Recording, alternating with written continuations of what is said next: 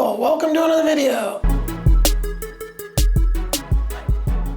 In today's video, it's a video about this guy, Frank Faillace. Faillace? I don't know how to pronounce it's his last name. He owns quite a few nightclubs in Portland, Oregon. All over the city, a lot of strip clubs, music venues. I worked for the guy for amount of time, and I've known the guy for a really long time. So the reason I'm making this video, and I've considered making this video for years, but I'm making it now because of everything else that's going on with the fascist takeover of the United States. I think it's important for people to know what kind of people, especially somebody that owns as many clubs in an area that has such a strong liberal presence, that everybody should be warned that the guy is basically working with the FBI, okay? So who knows what else he is doing. And so now I'm gonna just tell the whole story here to give you an idea what's going on. Okay, so this guy, first of all, I think he went to college for graphic design or learned something, computers, relatively early. Back in the early 90s, magazines were the rage. Everybody had magazines. I had a partner in a nightclub that had a magazine. It was a Spam magazine, Seattle, Portland area music magazine, okay? Everybody wanted a magazine. So Portland was like the original strip club mecca of America, for whatever reason. A lot of strip clubs. There was basically kind of like a newspaper almost. It was called the TNA Times, right? And it was literally just newspaper. So, and it just ran ads about strip clubs, it ran ads about escorts, it ran ads about whatever, whoever would take out ads in there. Okay, so the 90s come around and strip clubs blowing up. Frank comes out with the magazine, Exotic Magazine, okay? So he was just right place, right time, good idea. That thing took off. He was able to start buying clubs. He sold the magazine, bought clubs, bought into all kinds of stuff. Way back in the day, he owned part of a head shop, Bad Kitty, that sold, I was a glass blower, sold my glass, okay? And I would hang out at his clubs. He went to my club once or twice. I had this crazy after hours club in 1999, okay? So, but I got busted and went to prison for weed, right? That's no spoiler alert. I have all the stories right here on this channel. So when I got out, I was doing all kinds of basically odd job type of stuff. Like right when I got out, I got carpal tunnel working for a frickin' lawn mowing company basically. And so I was dealing with this whole carpal tunnel. So right when that got done, I was looking for work and I came across this, I went in front of a bar, the Tiger Bar, and I was just riding my bike, and there was a guy working on the place, and I just struck up a conversation with him, and he was like, yeah, I need help. I'm just one guy working here, and this was Frank and another bar owner. We're collaborating on this bar, bought it, we're cleaning it up, right? So I went, I was like, hey, you want some help on this? Okay, great. At that time, I was fresh out of prison. I had like a saw. I think that was literally the only tool I had, right? So I went to work, and the guy that was there, he had some tools, and then I started buying tools immediately when I started making enough money to pay my bills. I was buying tools all the time. So I went from that job, the Tiger Bar, and then I went and did the Boom Boom Room, and that I kept this place open and was like getting it turned around. It had turned into a place that was kind of like notorious for, crazy stuff going on and not making a lot of money, like in the bar. Like, so there was just a bunch of crazy stuff and the bar wasn't making any money. And so, like somebody got busted in there or something, I think. Like the DJ got busted maybe.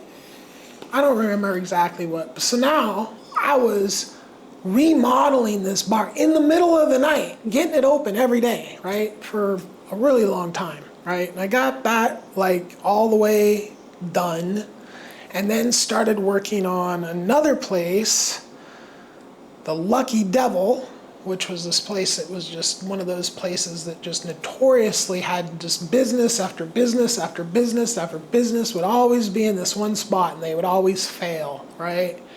And he took over this guy's lease and made a deal and put together a place, and we spruced it up, and based on like who was working on the place and the fact that it was his bar, it's like the place, it was probably still popular, maybe not. Lucky Devil, not sure. Haven't been in Portland for a long time. So, and I started having problems with the guy, and I worked for him as a bartender, I worked for him as a stage manager, I worked for him on something else. Okay, so a lot of different things, all at the same time pretty much, right? And I was like on like 3 or 4 separate occasions, I worked over 24 hours shift. Like it always coincided with one of these bars I was working on needing to open, and like opening night and just having a million things to do and they're not done, and it's the opening's been set, and it's like, crazy work for literally it was like 32 hours one time, right? And look, the guy wasn't paying me any overtime.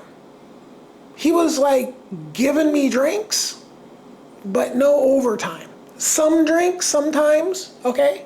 Which we're gonna get into that, him giving people drinks here in a second, okay? So he had in his head that I was buying all these tools with his money, but I wasn't. I was buying all the materials with my money, and then I would take in the materials and I work and I give the manager the receipt for the materials. So he had all the receipts and then he'd pay me, okay? There was no tools on those receipts. Like literally months and months and months, I like bought tools off Craigslist, and I buy tools on my own. So no, he wasn't paying for any of my tools. He has all the receipts. He has no receipts for any tools. He bought me one tool for a specific job that I was doing when I remodeled all of these light, they were antique light sconces, okay? And I remodeled a whole set of them, and I needed a Dremel. And I said, "You're gonna buy me the Dremel for doing it," because he wasn't, it was like a job that was worth way more than what I was getting paid, $15 an hour, okay? I was doing, work that, I was doing electric work, and not supposed to be doing electric work. I was doing everything. This in his head that all my tools were his tools. That's what he thought, which he was wrong. Okay, I was in reality, and I was like, "You're not paying me overtime. I'm working all night long. I'm keeping the bars open while they're getting worked on," which is, you're getting your bar remodeled into a completely new, stages moved, everything, wallpaper, just booths, like a complete remodel in the middle of the night by myself. It turned into this beautiful place, right? Which I was then supposed to be running, but of course there was drama, and the first thing, there was drama, and he's, "Oh, you're not gonna be managing there anymore." "Oh, well then I need to be paid the overtime then. Pay me all this overtime, which was over 1,000 since I had been saying, you're gonna have to start paying me overtime. Time and a half for every hour after 8 hours a day, right? And I was working 6-7 days a week. It was nuts. It was nuts. I did the Boom Boom Room in like record time. So that was the point of contention. He wasn't paying me overtime. And then he incorrectly thought that I was getting just free tools, okay? So, and it's easy provable by looking at the receipts, okay? Super easy. Like, show me the receipts for the tools, right? You have all the receipts for all the materials. That's when you would have been paying me back the money, when Eric was paying me back the money. Okay, you can't, because it isn't the reality, all right? I bought my own fucking tools. So, that's when I started in the video production business, right? So this is like 2008.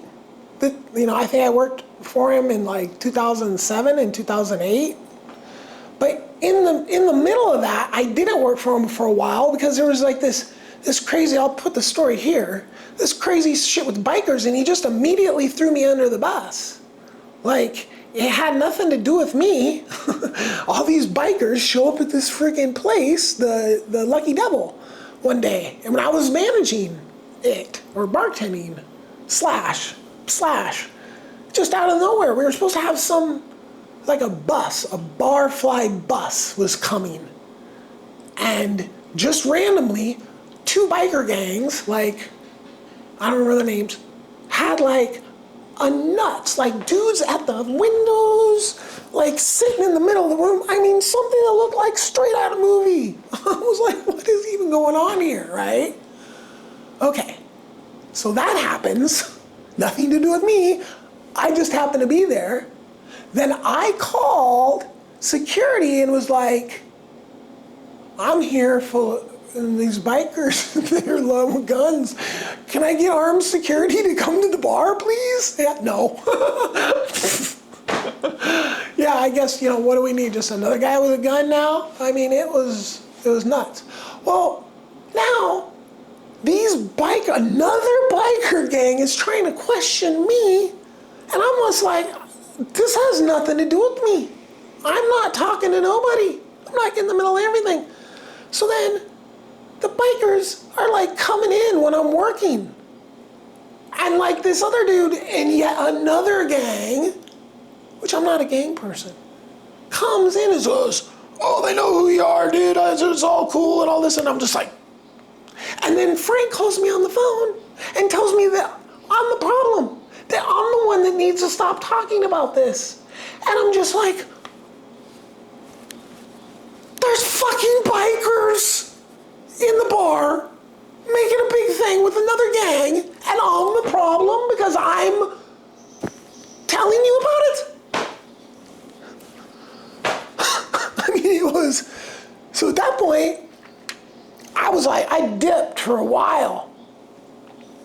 And then I went back to work for him again for, I don't remember exactly the amounts and the time, but I'm pretty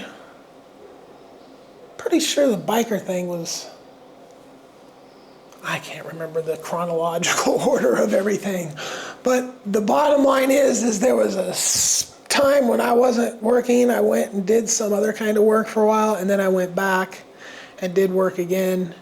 But then I started in the video production, and at that point, I literally had an opportunity to make all the money I possibly could make. As much work as I could get done, I was gonna get paid that much money. You know what I'm saying? It's like, that's it. I stopped doing everything for like 10 years almost and just worked insane hours, right? I didn't go out hardly at all. At one point I started going out a little bit, started going to some concert stuff, nothing major, trying to have a life outside of work. I mean, I pretty much gave up on that. And I just worked forever. And I used to be like the stage manager of this big show and going to the strip clubs and hanging out, being at the concerts and all this stuff, right? And in a group of people around Frank. And I'm like, you owe me money for not paying me for all this ridiculous hours I was working. These shifts that were over 24 hours, right? And he's like, oh, I give you drinks, all this stuff. And it's like, man, I've watched this guy destroy people, contractors, with this BS pay with drinks. Poor Scott McKinney, that guy, electrician. He was like a good looking straight guy. Then all of a sudden he got basically an unlimited tab and just became like a freaking complete hardcore alcoholic that just destroyed his like complete persona of being like a healthy outdoors electrician type dude. And then he just turned into a complete barfly.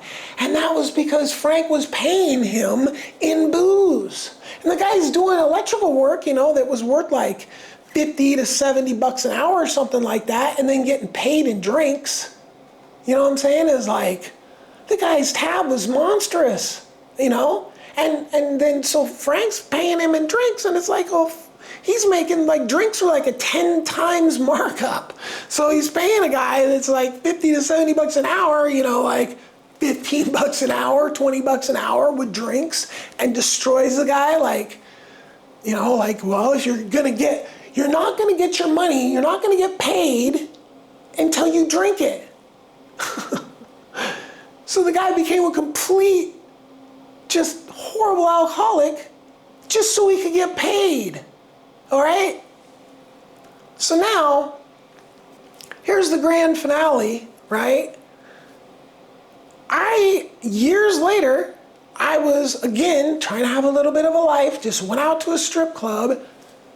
The bartender was Amanda. Amanda, this burlesque dancer that I had worked with a bunch of times as a stage manager at this Inferno, okay?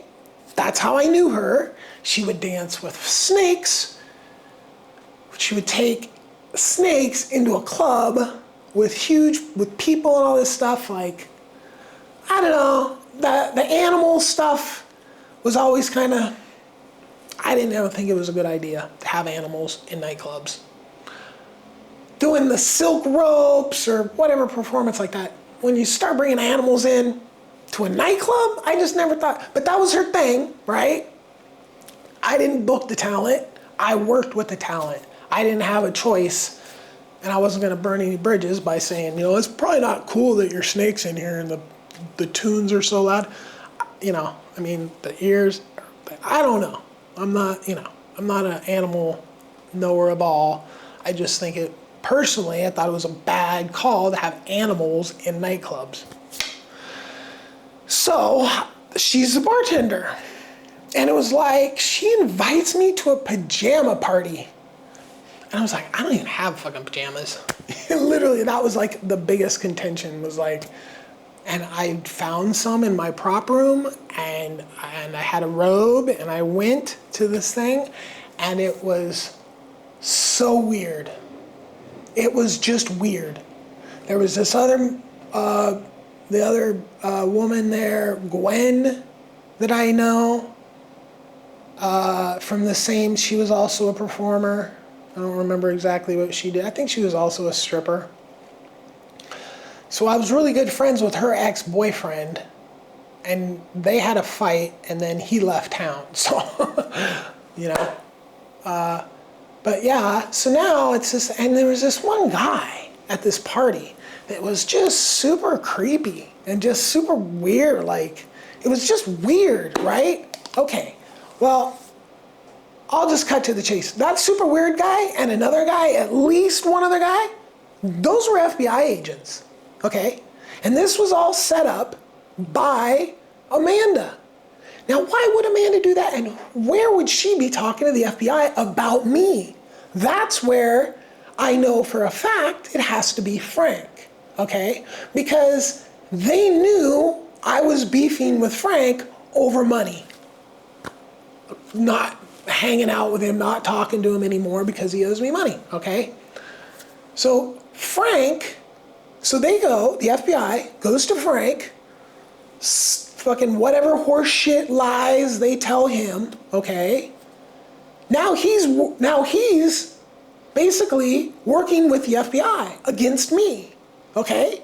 And what he does is he's trying to now change the narrative from he was fucking me over, not paying me overtime when I was working this insane hours for him. That was reality, the current narrative when I left, that he was probably butthurt about the reality of that, but he never fucking paid me. So he then, because he's there, it's his clubs. I stopped going there, so now he's like, and starts with the FBI lies. Just starts telling whoever FBI lies. So obviously he told something to Amanda and Gwen, and then they decide to be little deputies and have a pajama party, which is just FBI agents and me and some broads, right? And so those people, Gwen, Amanda, Frank, cannot be trusted. If you're an immigrant, don't fucking say shit to them. If you're not happy with the fact that the United States was just cooed by fascists, don't say anything to them, okay? They're working with the FBI. They're cooperating with the FBI, okay? Full stop. There is no two ways about it. And I know for a fact one of the guys, because I've seen two of the guys again. One in Bend, Oregon, in a strip club right after my place had burnt down. My place was burnt down by an arsonist, right? Fascist gang connected to the FBI. Burned my place down, okay? The same people that Frank's working with. Okay, so now that guy from the party is sitting right next to me in a strip club talking just crazy shit. Just like, and no, he didn't introduce himself like, hey, it's me from that party, remember me? He just sat down and started saying all this just like drug addict stuff, right? Like just, like junkie shit, and it was, okay, and I left. Then a couple days, I'm like, where did I know that guy from, right? Because his face just stuck in my head. Boom, it was the guy from the party. This guy, the creepy guy, the guy that friggin' trying to hide. Like, why are you here, bro? You're just standing there by yourself, not saying a word to anybody, staring at me. I'm not gay, but I'm okay with gay people, but I'm not gay, so I was trying to be nice to the guy. And then there was this other little guy. Now I saw him again, right up the street from the FBI fucking office in Bend, Oregon. Yeah, there's an FBI office in Bend, Oregon. And the next video in this series, I'm going to go through all the snitches in Bend and all the collaborators and all the people in Central Oregon. So that would be Bend and Prineville, where I have information on the FBI's snitch network and fascist gang network, okay? That'll be an upcoming video, all right? But currently, and then, okay, so yeah, right up the street, a little food truck, I used to see that. And this guy's staring at me, just looking at me, I'm just like, looking at me, why are you looking at me like smug like that? I mean, what's your problem? Somebody looking at you with this look on their face, like just out of nowhere, right?